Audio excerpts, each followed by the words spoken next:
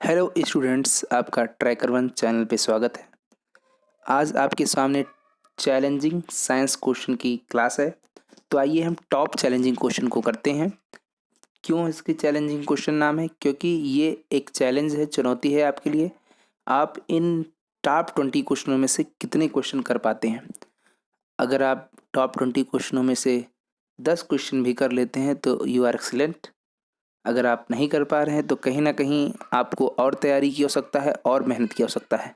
तो इसलिए आप इस टॉप 20 क्वेश्चन को ज़रूर देखें। आइए स्टार्ट करते हैं, पहले क्वेश्चन से पढ़ते हैं। ये डेटा बहुत इंपॉर्टेंट जो आपको हम क्वेश्चन देने जा रहे हैं, इसको आपको कलेक्शन करने में बड़ा टाइम लगा हमको, क्योंकि ये क्वेश्चन आपको कहीं से मिलने वाला नहीं। तो आप इस चैनल को ज़रूर देखें। देखिए, साइकिल चलाने वाला मोड़ लेते समय क्यों झुक जाता है? तो सबसे पहली बात, साइकिल जो चलाता है कोई चालक, उसके लिए उसका जो गुरुत्व केंद्र है, गुरुत्व केंद्र क्या होता है? शरीर का वह गुरुत्व केंद्र यानी किसी भी पिंड का वह भाग होता है जहाँ पर समस्त गुरुत्वीय बल का अनुभव होता है। ठीक है। तो अगर कोई साइकिल चालक, अगर वो किसी मोड़ पर मुड़ता है और मुड़ने के लिए झुक जाता है, तो वह अपने गुरुत्व केंद्र को आधार की ओर, आधार अपने गुरुत्व केंद्र को आधार के अंदर बनाने के लिए करता है। यानी वह अपने आप को साम्यावस्था में लाने का प्रयास करता है ताकि वह साइकिल मोड़ते वक्त गिरे ना। ठीक है। यहाँ पर जो सबसे बड़ा फैक्टर होता है वो अभिकेंद्र बल का होता है। ठीक है। तो यानी आपका जो आप आंसर होगा वो यहाँ पर ये होगा कि ताकि गुरुत्व केंद्र आधार के अंदर बना रहे और यह उसे गिरने से बचाएगा। ठीक है। अगले क्वेश्चन की ओर चलते हैं गाइज। देखिए, ये आरआरबी बेंगलोर में पूछा गया था। अब अगले क्वेश्चन की ओर चलते हैं। तो देखिए, ये यूपी पीसीएस का क्वेश्चन है। आपके सामने डेट वाइज दिया गया है कि आपको ये भी क्लियर है कि ये किस डेट में एग्जाम में पूछा गया था। अगला क्वेश्चन क्या है? ठीक है, देखिए, आंतरिक ऊर्जा किसमें सम्मिलित नहीं है? नाभिकीय ऊर्जा में, घूर्णन ऊर्जा में, कंपन ऊर्जा में, गुरुत्वाकर्षण के खिंचाव से उत्पन्न ऊर्जा में। तो ये यूपी पीसीएस 30/11/2010 का क्वेश्चन है। तो आपको एक बताना चाहेंगे, जो यांत्रिक ऊर्जा होती है वह पृथ्वी की संरचना में अक्सर पाया जाता है कि आंतरिक ऊर्जा जो है घूर्णन ऊर्जा, कंपन ऊर्जा और गुरुत्वाकर्षण खिंचाव से उत्पन्न की जाती है। यानी जो यांत्रिक ऊर्जा है वो किस किस कारण से भी उत्पन्न की जा सकती है? पृथ्वी की संरचना के कारण घूर्णन ऊर्जा से भी उत्पन्न हो जाती है, कंपन ऊर्जा से भी उत्पन्न हो जाती है और गुरुत्वाकर्षण के खिंचाव से भी यह ऊर्जा उत्पन्न हो जाती है। यानी ये नाभिकीय ऊर्जा आंतरिक ऊर्जा नहीं है। ठीक है। तो ये आपके लिए बहुत इंपॉर्टेंट क्वेश्चन था। कौन सी ऊर्जा नाभिकीय ऊर्जा आंतरिक ऊर्जा में सम्मिलित नहीं है? तो नाभिकीय ऊर्जा आंतरिक ऊर्जा में संरचित सम्मिलित नहीं है। इसके बाद अगले क्वेश्चन की ओर चलते हैं। ये आरआरबी अहमदाबाद में पूछा गया था, रेलवे रिक्रूटमेंट बोर्ड। इसमें क्वेश्चन क्या है? एक ट्रक और एक कार एक ही गति से जा रहे हैं। ठीक है। और ट्रक का भार कार के भार से 10 गुना है। यानी ट्रक ज़्यादा भारी है, कार हल्की है। तो गतिज ऊर्जा का अनुपात क्या होगा? सबसे पहली चीज़ एक बात बता दें, जो गतिज ऊर्जा के बराबर होती है वो होती है हाफ एम बी स्क्वायर। ठीक है, हाफ एम बी स्क्वायर। तो आप ये चीज़ देख पा रहे हैं। अब इसका क्या मतलब है, इसके मतलब को समझते हैं। अब आप दोनों की क्या पूछा गया? गतिज ऊर्जाओं का अनुपात। तो पहले की गतिज ऊर्जा बटे दूसरे की गतिज ऊर्जा। और आप यहाँ पर देख पा रहे हैं पहले का हाफ एम बी स्क्वायर। ठीक, पहले का half M B square. Colour थोड़ा सा चेंज कर लें जिससे आपको साफ दिखाई दे। हाफ एम बी स्क्वायर बटे दूसरे का हाफ एम बी स्क्वायर। अब यहाँ मान अगर आप चेंज करना चाहते हैं, M1 कर दीजिए, M2 कर दीजिए, V1 कर दीजिए, V2 कर दीजिए। लेकिन यहाँ पे कहा गया कार और ट्रक के जो है वेग, जो गति है समान है। ठीक है, गति समान है, यानी उनके मास में चेंजेस है।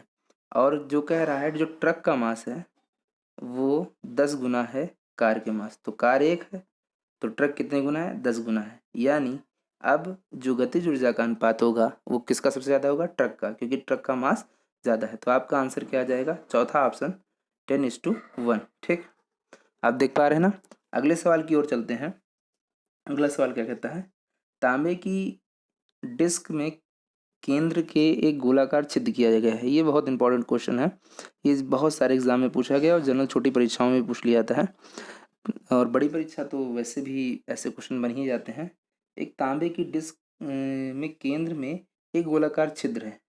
जब तांबे की डिस्क को गर्म किया जाता है तो छिद्र का व्यास क्या होगा? अब आप लोग आंसर कीजिए कमेंट में। वही बना रहेगा, घट जाएगा, बढ़ जाएगा या अन्य कारकों पर निर्भर करेगा? चलिए बताइए। तो चलिए इसका आंसर देख लेते हैं, आप लोग कमेंट की करेंगे। इसका आंसर है दूसरा, यानी घट जाएगा। कैसे घटेगा? तो आइए इस बात को समझ लेते हैं। जो आप घनत्व देखते हैं, घनत्व का फार्मूला होता है द्रव्यमान बटा आयतन। द्रव्यमान बटा आयतन होता है। और एक स्टेटमेंट आप जानते हैं, गर्म करने पर किसी पदार्थ के आयतन में जो होती है वृद्धि होती है।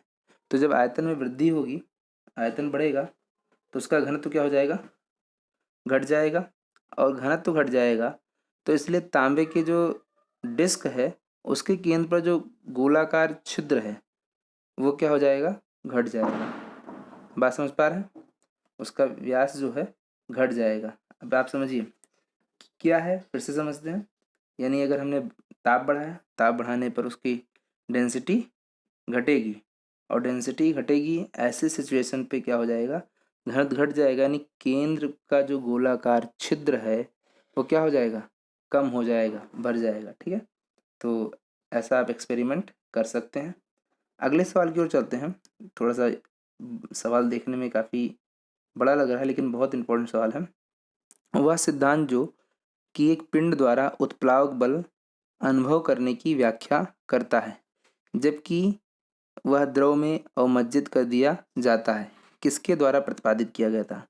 तो आप एक चीज़ समझ पा रहे हैं, लिक्विड से रिलेशन है, अवमज्जित कर दिया गया है ऐसा स्टेटमेंट कह रहा है। तो जो द्रव का सिद्धांत है वो, ये जो पास्कल है ये दाब के सिद्धांत के प्रतिपादक हैं, न्यूटन गुरुत्वाकर्षण के सिद्धांत पर, आइंस्टीन जो है प्रकाश वैद्युत प्रभाव। तो द्रव से जो है वो आर्कमिडीज हैं, आर्कमिडीज का आंसर होगा। ठीक है, तो क्या क्वेश्चन था फिर से आप एक बार देख लीजिए। वह सिद्धांत जो कि एक पिंड द्वारा उत्प्लावक बल, उत्प्लावक बल देखिए जल, आप इसको इंग्लिश में जो उत्प्लावक बल है उसे आप थ्रस्ट कहते हैं। ठीक है, अब थ्रस्ट जो होता है वो होता है कि जब किसी बीकर में पानी भरा हुआ है और इसमें आप क्या करते हैं, किसी बॉल को डुबोते हैं, धक्का मारते हैं, तो बॉल को जो जल ऊपर की ओर धकेलता है, इस बल को हम बोलते हैं उत्प्लावक बल, यानी अपथ्रस्ट से इंग्लिश में हम कहते हैं। ठीक है, ये बात आपको समझ आ गई। और इसके बारे में जो पहले बताए थे वो किसने बताया था? आर्किमिडीज ने। आज जो नाव वगैरह का कंसेप्ट है वो आर्किमिडीज के कंसेप्ट पर चलता है। ठीक है, अगले सवाल की ओर बढ़ते हैं, छठे क्वेश्चन की ओर। गाइज आप लोग इस सवाल को कीजिए, देखते हैं क्या है सवाल। तेल की एक छोटी बूंद पानी पर फैल जाती है क्योंकि, चार ऑप्शन देख लेते हैं। तेल का पृष्ठ तनाव अधिक होता है, जल का पृष्ठ तनाव अधिक होता है, तेल की श्यानता अधिक होती है, जल की श्यानता अधिक होती है। तो क्या है उत्तर? तो आप जानते हैं इसका आंसर दूसरा है, जल का पृष्ठ तनाव क्या होता है? अधिक होता है। ठीक है, जल का जो है पृष्ठ तनाव क्या होता है? अधिक होता है। और तेल का पृष्ठ तनाव पानी की तुलना में वैसे क्या होता है? कम होता है। इस कारण जो है, इसी के कारण क्या होता है कि जब कोई तेल की बूंद पानी पर डाली जाती है तो वह फैल जाती है। ठीक है, अब अगले क्वेश्चन की ओर चलते हैं। ये क्वेश्चन वैसे बहुत सिंपल क्वेश्चन है। वृत्ताकार पथ के चारों ओर पिंड की गति किसका उदाहरण है? तो जब कोई पिंड सर्कुलर मोशन यानी सर्कुलर पाथ पर मोशन करता है, ठीक है, तो यहाँ पर क्या होता है, उसका वेग तो समान है लेकिन दिशा बदलने के कारण उसका जो एक्सेलरेशन है वो बार बार क्या हो रहा है? बदल रहा है। यानी आप यहाँ पर क्या कह सकते हैं, यहाँ पर आप ये कह सकते हैं कि उसका तो वेग समान होगा लेकिन त्वरण क्या होगा? परिवर्ती होगा। तो इसका कौन सा आंसर होगा? सातवें का पहला। अगले सवाल की ओर बढ़ते हैं। यहाँ पर ये एक सुना सुना क्वेश्चन है, देखिए सीजीएल में पूछा गया क्वेश्चन है आपके सामने। देखिए ये भी बहुत इंपॉर्टेंट है कि हम परीक्षा भी रख रहे हैं कि कौन कौन सी परीक्षा में और किस तारीख को क्वेश्चन पूछा गया था, ये भी आप देखते रहिए। किलोवाट आवर, किलोवाट आवर यानी किलोवाट घंटा, ये एक ऊर्जा का मात्रक है। ठीक है, किलोवाट आवर। तो आपसे जो पूछा गया था वो कहा गया था 1 किलोवाट आवर किसकी यूनिट है? तो आपका पहला ऑप्शन है ऊर्जा का। इसके बारे में जान लीजिए, 1 किलोवाट आवर में 3.6। ठीक है, आप इसको थोड़ा सा सिंप्लीफाई कर लेते हैं। देखिए कैसे, किलो यानी 1000, ठीक, 1000 वॉट आवर 3600, और 3600 को अगर हम बदल दें 3.6, 1 2 3 और 3 6 यानी 10 की घात 6 जूल। तो आप इसको समझ गए होंगे कि 1 किलोवाट में 3.6 गुणे 10 की घात 6 जूल होते हैं। ये भी बहुत इंपॉर्टेंट क्वेश्चन पार्ट है, ये आप याद रखिएगा, अपनी कॉपी में नोट कर लीजिएगा या तो स्क्रीनशॉट ले लीजिएगा। ठीक है, अगला 9th क्वेश्चन। 9th क्वेश्चन क्या कहता है, ध्यान दीजिए, देखिए ये आरआरबी एजेई एग्जाम में पूछा गया था। क्या है क्वेश्चन, किसी वस्तु का भार बराबर होता है गुरुत्वीय त्वरण और नीचे दी गई का गुणनफल। यानी भार आप ऐसे जानते हैं, भार बराबर क्या होता है, भार F बराबर द्रव्यमान गुणे गुरुत्वीय त्वरण यानी जी। तो यानी अब इसमें क्या दिया गया है, किसी वस्तु का भार बराबर होता है गुरुत्वीय त्वरण नीचे दी गई के गुणनफल के। तो नीचे क्या दिया गया है, आप 4 राशियों में से एक देख पा रहे हैं, द्रव्यमान, तो द्रव्यमान के गुणनफल के। ठीक है, अब अगले सवाल की ओर चलते हैं। देखिए यहाँ पे क्या है, 10वां सवाल, दूध को मथने से क्रीम के अलग हो जाने का कारण है। तो दूध के मथने से क्रीम के अलग हो जाने का कारण है, ये जो है अपकेंद्री बल।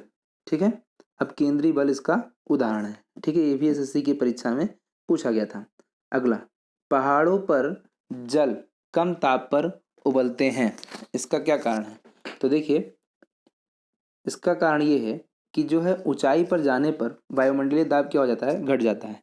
तो जब ऊंचाई पर जाएंगे तो वायुमंडलीय दाब घट जाएगा, जिसके कारण क्या हो जाता है, हम जो जल है वो कम ताप पर भी उबलने लगता है। एक बार ऐसे क्वेश्चन पूछा जाता है कि चावल को अगर हम पहाड़ पर लेके जाके पकाएं तो क्या होगा। तो हम यहाँ पर ये आंसर कह सकते हैं कि वायुमंडलीय दाब घट जाएगा और चावल वहाँ पर कम ताप पर पक जाएगा। ठीक है, ऐसे क्वेश्चन पूछे जाते हैं। तो गाइस 12 नंबर पर चलते हैं, आइए अगले सवाल की ओर। अगला सवाल है, रॉकेट किस सिद्धांत पे कार्य करता है। तो आप इस क्वेश्चन को समझ ही गए होंगे। आप जानते हैं यहाँ पर हम पीछे रॉकेट क्या करता है, आगे जाने के लिए पीछे बहुत प्रेशर, हाई प्रेशर क्रिएट करता है, यानी एक क्रिया करता है और इसके फलस्वरूप प्रतिक्रिया मिलती है। और ये आपका कौन सा नियम है, न्यूटन का तृतीय नियम। तो यानी रॉकेट के सिद्धांत पे काम करता है, न्यूटन के तृतीय नियम पर। ठीक है, अगला, अगले क्वेश्चन की ओर। 13वां सवाल क्या है, बादल वायुमंडल में तैरते हैं।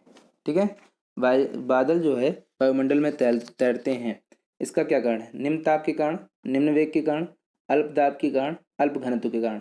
तो आप ये जान लीजिए, जब कोई वस्तु तैरता है तो उसका कारण ये है कि उसकी डेंसिटी कम होती है, उसका घनत्व क्या होता है, कम होता है। तो 13 का जो आंसर होगा वो क्या होगा, अल्प घनत्व के कारण। बादल किसके कारण तैरते हैं, अल्प घनत्व के कारण। ये जो है एसएससी कंबाइंड मैट्रिक लेवल का क्वेश्चन रहा था जो आप देखे भी। इसके बाद 14 नंबर क्वेश्चन देखते हैं। ये बहुत इंपॉर्टेंट और बहुत सरल क्वेश्चन है, इसको पढ़ते हैं। बिहार पीसीएस का क्वेश्चन है, लोलक की कालावधि टाइम पीरियड किस पर निर्भर करता है। तो आप जानते हैं लोलक के लिए आप फार्मूला टी बराबर क्या होता है, 2π√L/g, ये फार्मूला होता है आवर्तकाल के लिए। ठीक है, तो अब आइए देखते हैं क्या है। अब आपने देखा द्रव्यमान पर निर्भर करता है, गलत नहीं। लंबाई पर निर्भर करता है, बिल्कुल सही। समय पर, समय के ऊपर निर्भर करता है, नहीं। तापक्रम पर निर्भर करता है, नहीं। यानी किस पर आ गया आपका, लंबाई पर निर्भर करता है। ठीक है गाइज, अगले सवाल की ओर चलते हैं। अगला सवाल क्या है, जब पानी को 0 से 10 डिग्री सेल्सियस तक गर्म किया जाता है तो उसका आयतन क्या होगा। तो देखो पहले क्या होगा, पहले घटेगा फिर बढ़ेगा। क्यों, क्योंकि आप जैसा कि जानते हैं 4 डिग्री सेल्सियस पे जो जल है उसका जो है घनत्व तो सबसे हाईएस्ट होता है। 4 डिग्री सेल्सियस पे जल का घनत्व तो क्या होता है, हाईएस्ट होता है डेंसिटी। और जब डेंसिटी हाई होगी तो आप ये जानिए उसका जो वॉल्यूम होगा वो लो होगा। वॉल्यूम क्या होगा, लो होगा। तो पहले 0 से 4 तक जाने पर, यानी पहले 0 से 4 तक जाने पर क्या होगा, यहाँ पर डेंसिटी जो है वो इंक्रीज करेगी और वॉल्यूम घटेगा।